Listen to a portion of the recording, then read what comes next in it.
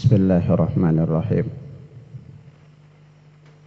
Assalamualaikum warahmatullahi wabarakatuh.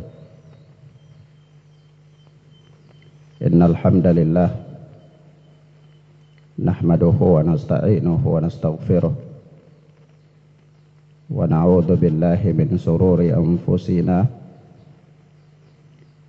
wa min sayyiati a'malina. Man yahdihillahu fala mudhillalah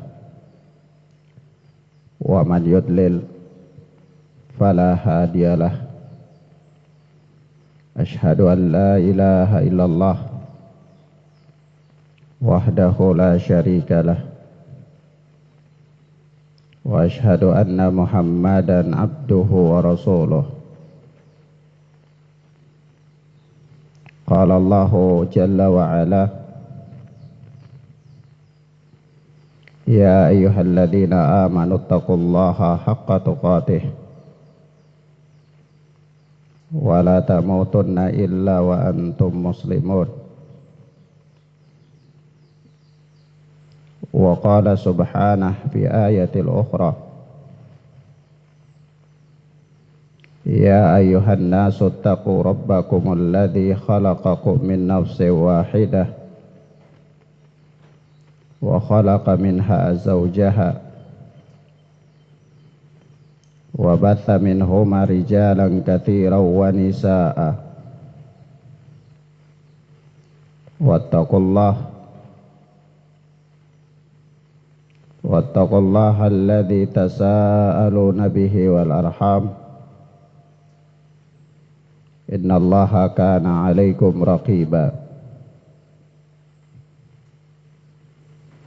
Wa qala tabaraka wa ta'ala fi ayatil ukhra, ya ayyuhalladzina amanu taqullaha wa qulu qawlan sadida yuslih lakum a'malakum wa yaghfir lakum dhunubakum wa may yuti'illaha wa rasulahu faqad faza fawzan 'azima. Amma ba'd, fa inna asdaqal hadithi kitabullah wa khairal hadi hadiyu Muhammad sallallahu alaihi wasallam wa syarral umuri muhdatsatuha wa kullu muhdatsatin bid'ah wa kullu bid'atin dhalalah wa kullu dhalalatin finnar.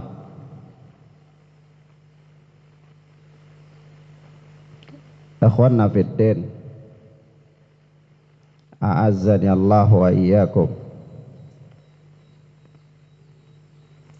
Kita lanjutkan pelajaran kita dengan Kutaib, kitab kecil Al-Wajibat Al-Mutahaddimat Al-Ma'rifah ala kulli muslim wa muslimah, yakni Al-Wajibat, hal-hal yang wajib diketahui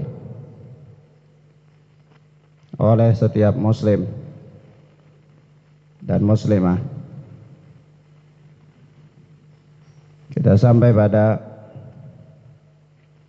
pembahasan yang kedua atau pertemuan yang kedua pada hari ini, yaitu berkata penulis Syekh Abdullah bin Ibrahim Al-Qara'awi rahimana wa rahimahullah, asluddin wa qa'idatuh,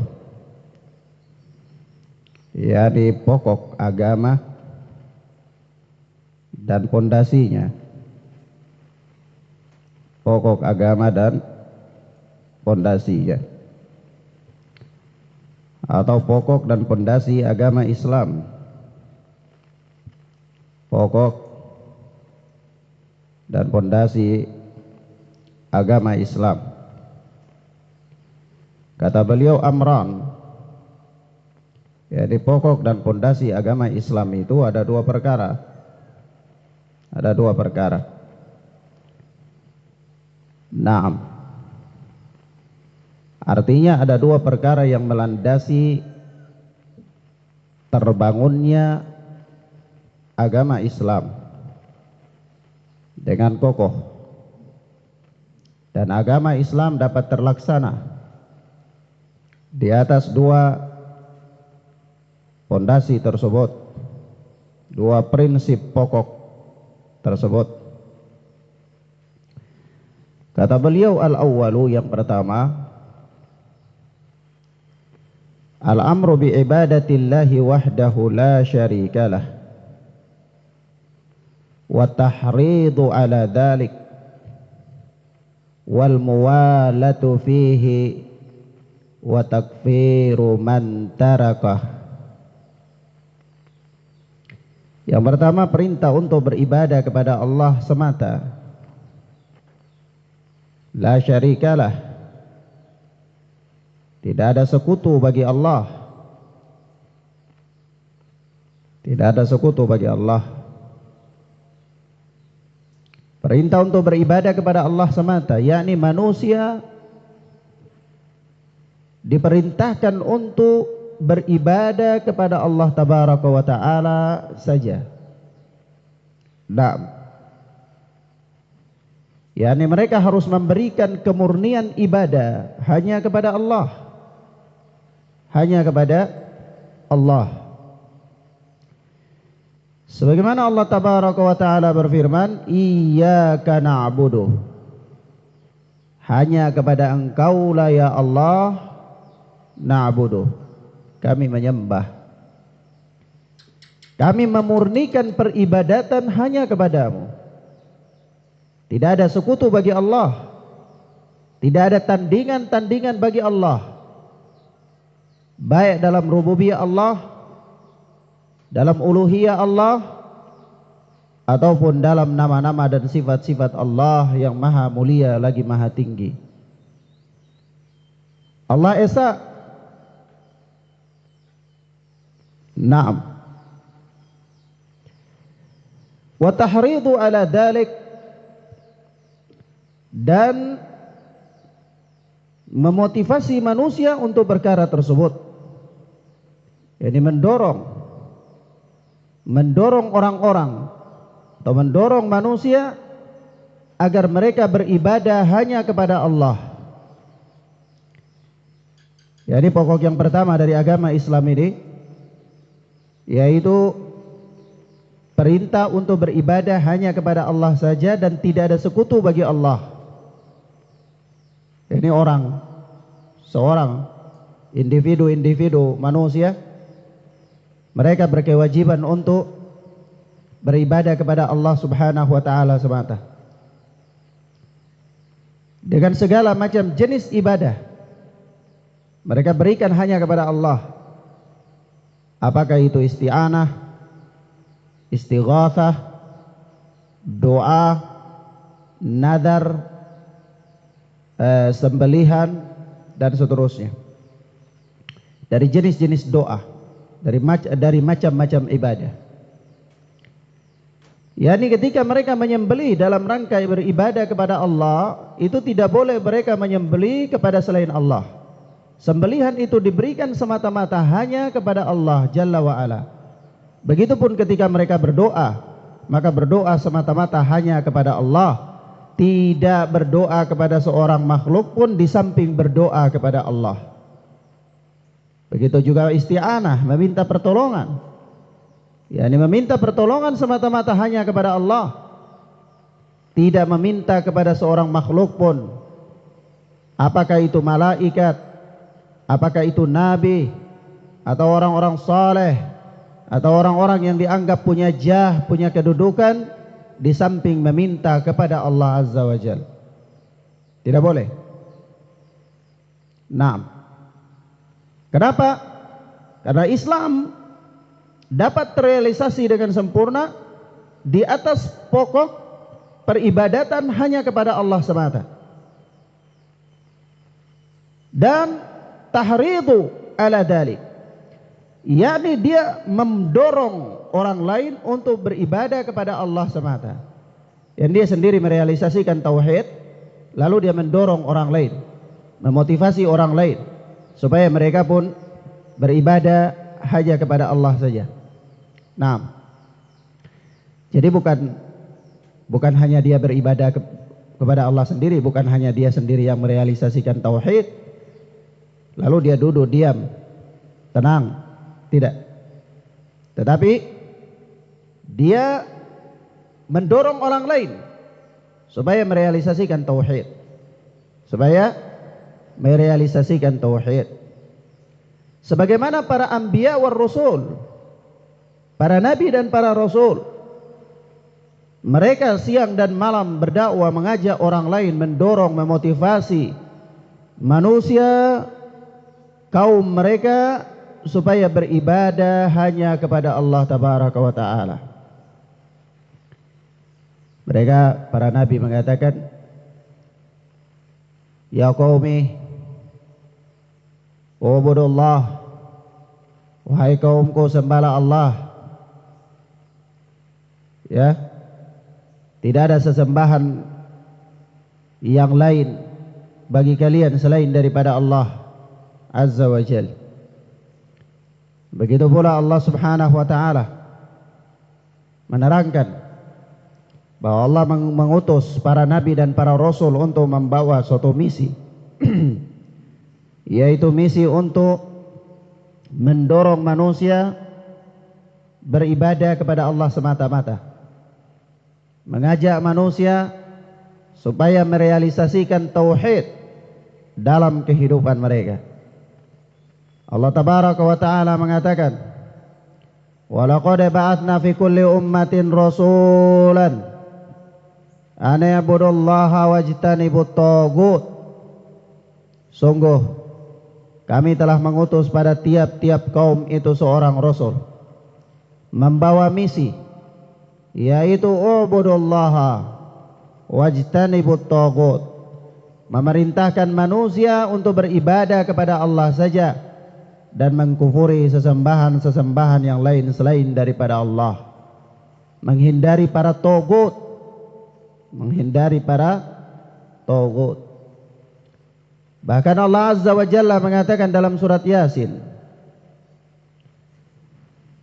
ketika Allah Azza wa Jalla mengutus kepada manusia dua orang rasul, fakadzabuhuma, lalu kaum-kaum mereka itu mendustakan rasul-rasul tersebut, fa'azzazna bitsalits, maka kami kokohkan, kami perkuat dua orang utusan itu dengan kami tambah lagi utusan yang ketiga. yakni para nabi dan para rasul secara estafet, sambung menyambung dari satu masa ke masa yang lain, dari satu kurun ke kurun yang lain, dari satu umat ke umat yang lain. Semuanya mereka saling menyokong untuk mendorong manusia merealisasikan tauhid kepada Allah, untuk memberikan peribadatan secara murni kepada Allah Jalla wa Ala. Wal muwalatu fihi wat takfiru man tarakahu, dan al-muwalatu fihi, yaitu memberikan loyalitas, berdasarkan hal tersebut, yakni memberikan loyalitas berdasarkan tauhid. Ya, loyalitas berdasarkan tauhid. Cinta, kasih sayang, saling menyokong, saling membantu, itu dibangun di atas dasar karena tauhid. Wa takfiru man tarakahu, dan mengkafirkan orang-orang yang meninggalkan tauhid.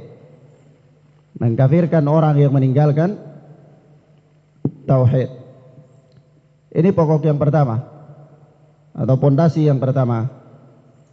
Pondasi yang pertama, kata Syekh Abdullah bin Ibrahim Al-Qara'awi bahwa perintah untuk beribadah kepada Allah semata dan mendorong manusia untuk merealisasikan perintah tersebut, lalu loyalitas dibangun di atasnya dan mengkafiri orang yang meninggalkannya. Mengkafiri orang yang meninggalkannya. Yakni orang yang tidak beramal dengan tauhid atau orang yang meninggalkan tauhid, maka dia terjatuh ke dalam kekufuran. Maka di sini ada suatu kaidah, yaitu mengkafirkan orang yang dikafirkan oleh Allah dan Rasul. Barang siapa yang tidak mengkafirkan orang yang dikafirkan oleh Allah dan Rasul, atau dia ragu tentang kekafiran mereka, maka dia kafir. Maka dia apa? Kafir. Kenapa? Karena sama halnya dengan dia mendustakan Allah dan Rasul.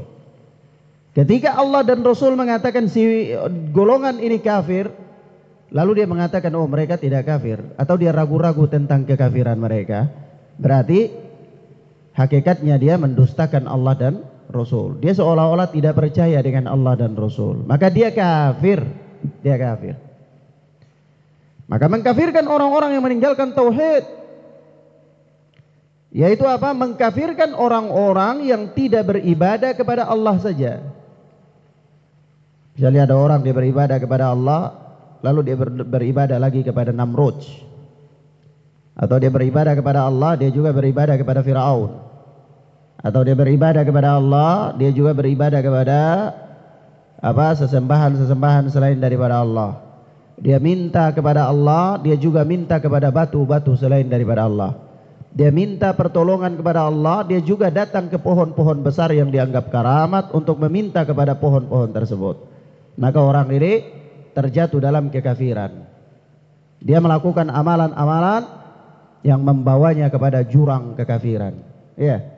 Nah, maka ingat, pokok yang pertama merealisasikan tauhid, yaitu tauhidul ibadah, kemudian memotivasi manusia untuk mengamalkannya dan berkasih sayang, berloyalitas di atas tauhid, kemudian mengkafirkan orang-orang yang meninggalkan tauhid, mengkafirkan orang-orang yang meninggalkan tauhidul ibadah. Kenapa? Ya karena Rasulullah sallallahu alaihi wasallam mengkafirkan orang-orang musyrik ketika itu bukan karena orang-orang musyrik itu mereka mengingkari bahwa Allah yang menurunkan air hujan kepada mereka, tidak. Orang-orang kafir itu mereka tidak mengingkari bahwa Allah yang menciptakan mereka, tidak. Bahkan mereka yakin bahwa yang menciptakan mereka itu Allah, yang memberi rizki kepada mereka Allah, yang memberi kesehatan kepada mereka Allah, yang mendatangkan manfaat kepada mereka Allah, yang menolak mudarat dari mereka adalah Allah. Tapi mereka beribadah kepada Allah, di samping itu mereka juga beribadah kepada makhluk-makhluk yang lain selain daripada Allah. Maka Rasulullah menganggap mereka kafir. Ya, Rasulullah menganggap mereka kafir. Yaitu apa? Orang-orang musyrik yang Rasul diutus kepada mereka itu muqirruna bi annallaha ar-razik atau ar-razzaq. Orang-orang yang Rasul diutus kepada mereka ketika itu, mereka yakin bahwa Allah itu pemberi rizki.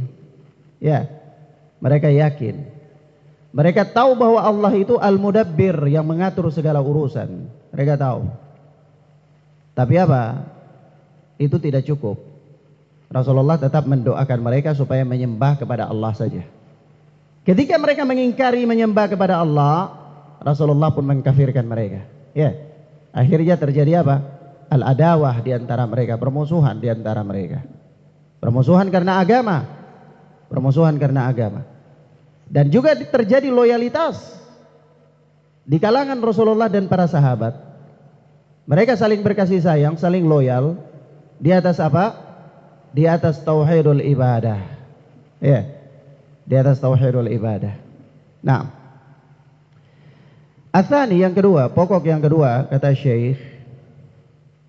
Pokok yang kedua, al-indharu anisyirk fi ibadatillah wa taghlidhu fi dhalik wal mu'adatu fihi wa takfiru man fa'alah. Pokok yang kedua atau pondasi yang kedua dari Islam, dari pondasi agama Islam adalah al-indharu anisyirki fi ibadatillah, mengingatkan manusia dari syirik dalam beribadah kepada Allah. Mengingatkan manusia dari syirik dalam beribadah kepada Allah tabaraka wa ta'ala. Naam, yakni manusia itu diperingatkan jangan syirik. Disebutkan keburukan-keburukan kesyirikan, disebutkan bahaya-bahaya kesyirikan. Dan di antara bahaya-bahaya kesyirikan yakni dapat menggugurkan semua amalan manusia, dapat menggugurkan semua amalan seorang hamba. Misalnya seorang hamba, dia punya amalan, dia datang dengan amalan puasa, dia punya sholat, dia punya sedekah, dia punya amal-amal kebajikan yang banyak, tapi dia datang menghadap Allah tabaraka wa ta'ala dengan syirik. Dia membawa amalan syirik, dia mempersekutukan Allah dengan selain Allah, maka amalan-amalannya itu gugur. Allah tabaraka wa ta'ala mengatakan kepada Rasul sallallahu alaihi wa alihi wasallam, la in asyrakta la yahbatanna amaluk. Kalau engkau syirik maka akan gugur amal-amalmu. Ini Rasul, ya. Kalau Rasul melakukan kesyirikan maka gugur amalan-amalan Rasulullah. Lalu kita membabil aula, sama siapapun, kalau dia melakukan kesyirikan maka gugurlah amalan-amalannya. Ini bahaya syirik, bahaya dari kesyirikan. Kemudian yang kedua, kesyirikan adalah merupakan kedoliman yang teramat besar. Syirik itu merupakan kedoliman yang teramat besar. Allah tabaraka wa ta'ala mengatakan ketika mengkisahkan bagaimana wasiatnya Luqman al-Hakim kepada putranya, yaitu dia katakan, ya bunayya la tusyrik billah inna syirka la dhulmun adhim. Hai anakku, jangan engkau syirik kepada Allah. Sesungguhnya kesyirikan itu adalah kedzaliman yang teramat besar. Kedzaliman yang teramat besar. Yang ketiga, orang yang melakukan kesyirikan itu tidak diampuni oleh Allah jika dia mati dan dia tidak bertaubat dari kesyirikannya. Jika dia mati dan dia tidak bertaubat dari kesyirikannya, maka dia tidak akan diampuni oleh Allah tabaraka wa ta'ala. Wa ma'wahun nar, tempat kembalinya adalah nar, neraka jahanam. Allah azza wa jalla mengatakan, innallaha la yaghfiru an yushraka bih. Sesungguhnya Allah azza wa jalla tidak mengampuni dosa syirik kepadanya. Dosa apa? Syirik kepadanya. Maka manusia diperingatkan dari syirik. Syirik dalam beribadah kepada Allah. Syirik dalam beribadah kepada Allah. Disebutkan bahaya-bahaya kesyirikan, ya. Akibat-akibat yang diterima oleh seseorang ketika dia terjatuh dalam kesyirikan. Imma syirik akbar wa imma syirik asghar. Apakah syirik besar ataupun syirik kecil. Kemudian yang wa taghlidu fi dzalik, dan bersikap keras dalam hal itu. Ya, ini bersikap apa? Keras dalam memperingatkan manusia dari kesyirikan. Bersikap keras terhadap kesyirikan. Waspada darinya. Jangan meremehkan, jangan menggampang-gampangkan, jangan menyepelekan kesyirikan. Taghlidu fi dzalik, keras terhadap kesyirikan. Coba lihat bagaimana para anbiya ketika Allah tabaraka wa ta'ala mengutus mereka kepada kaumnya, mereka berdakwah di tengah-tengah kaum yang penuh dengan amal kesyirikan. Mereka bersikap keras. Nabi Allah Ibrahim mengingkari bapaknya, mengingkari kaumnya, dan beliau bersikap keras sampai-sampai beliau berinisiatif mendatangi berhala-berhala yang disembah dan dihancurkan oleh beliau. Ya, dihancurkan oleh beliau. Dan seterusnya.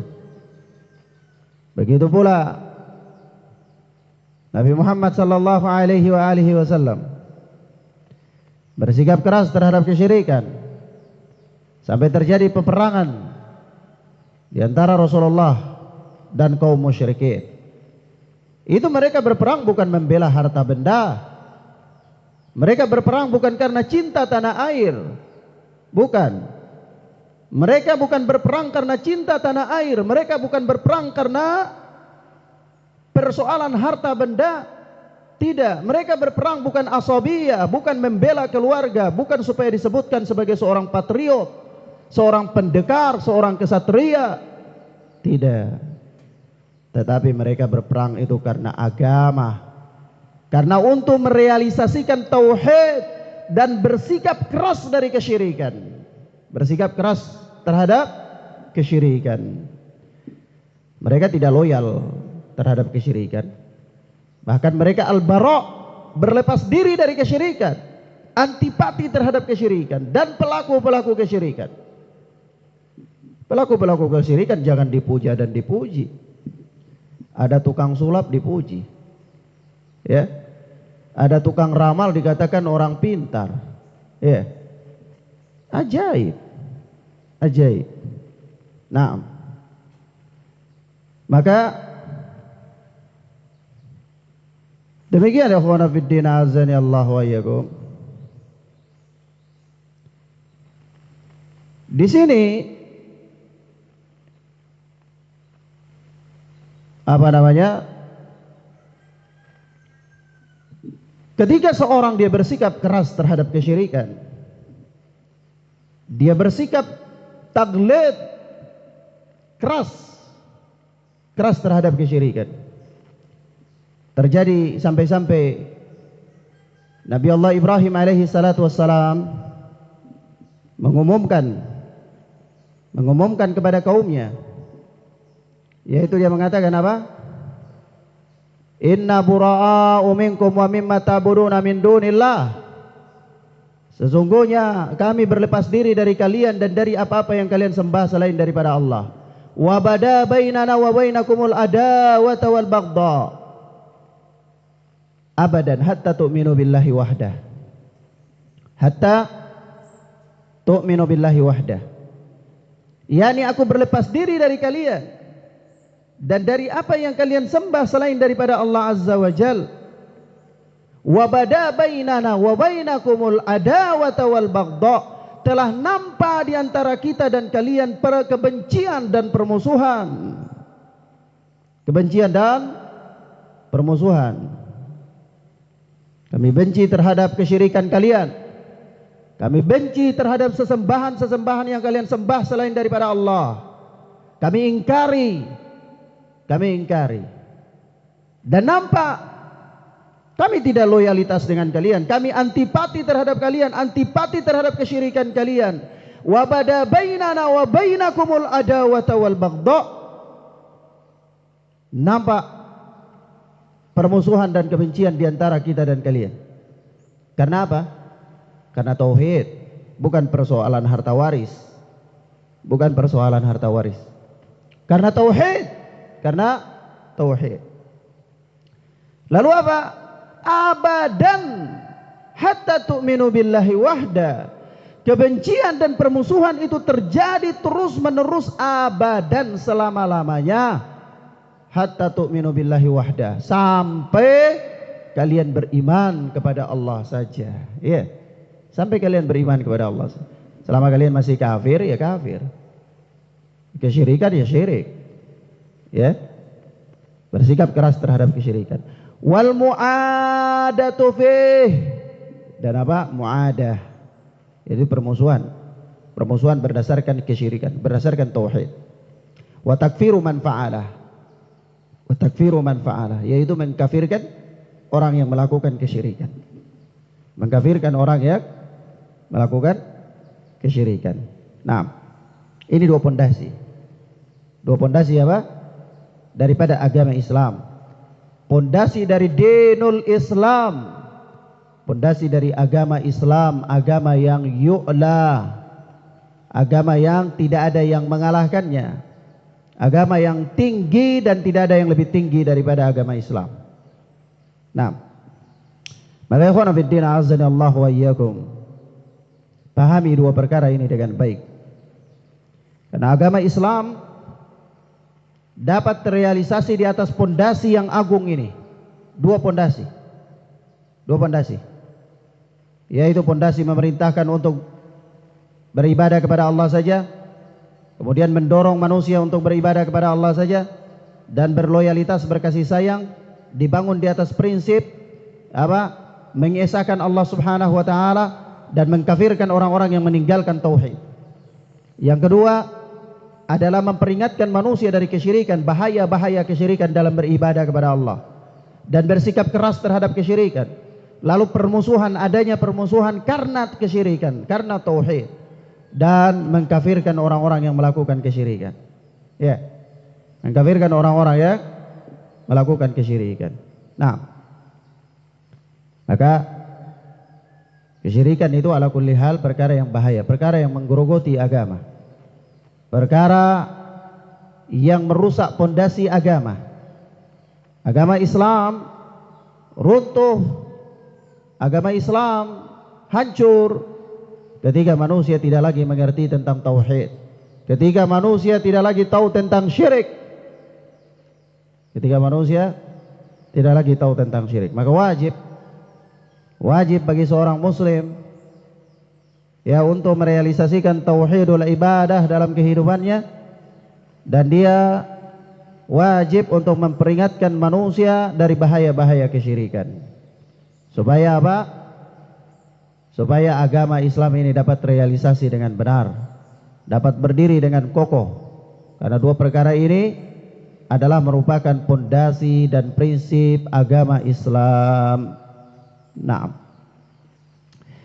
demikian akhwana fiddin azani Allah wa iyyakum. Ini satu bab yang bisa kita sampaikan pada kesempatan yang mubarakah ini. Ini beberapa hal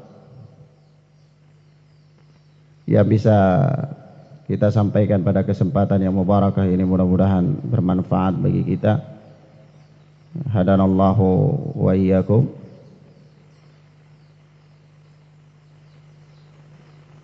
Wa sallallahu ala nabiyina Muhammad wa ala alihi wa sahbihi wa sallam. Subhanakallahumma bihamdika asyhadu an la ilaha illa anta astaghfiruka wa atubu ilaik. Assalamualaikum warahmatullahi wabarakatuh.